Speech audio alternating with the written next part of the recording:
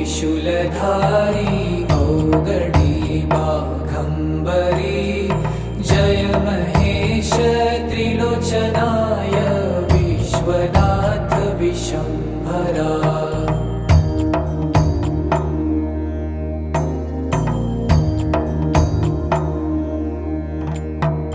नाथ नागेश्वर हरो हर पाप साप विशापतम्